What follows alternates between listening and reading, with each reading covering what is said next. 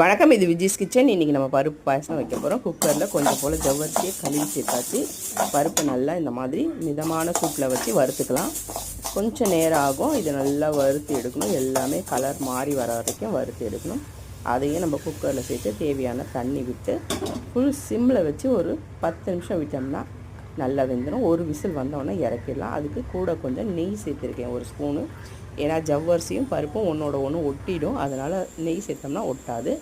கொஞ்சம் போல் முந்திரி, பாதாம், திராட்சை எடுத்திருக்கேன். கொஞ்சம் தேங்காய், ஏலக்காய். இதை நல்லா நெய்யில் விட்டு நம்ம வறுத்து தனியாக எடுத்து வச்சுக்கலாம்.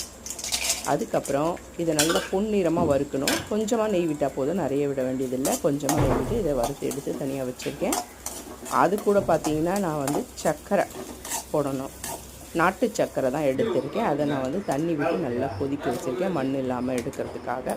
பாருங்கள், சூப்பராக ஒன்றோட ஒன்று ஒட்டாமல் வந்துடுச்சு பாருங்கள். இந்த மாதிரி நல்லா நம்ம சிம்மில் வச்சோம்னா இந்த மாதிரி, ரொம்ப விசில் வச்சோம்னா ஒரு மாதிரி ஆகிடும். இந்த மாதிரி வச்சாலே போதும், சூப்பராக இருக்கும். இப்போ நம்ம வெல்லத்தை வடிகட்டி வச்சு அது கூட பொரித்து வச்சுருக்கிற முந்திரி, திராட்சை எல்லாத்தையும் சேர்த்து நல்லா மிக்ஸ் பண்ணிக்கலாம். நான் இதில் பால் சேர்க்கலை. உங்களுக்கு வேணும்னா பால் சேர்த்துக்கோங்க. நான் இது பால் சேர்க்காம தான் வச்சுருக்கேன். தேவைப்பட்டால் பாலும் சேர்த்துக்கலாம். அவ்வளோதான், சூப்பரான பாயாசம் ரெடி ஆகிடுச்சு பாருங்கள்.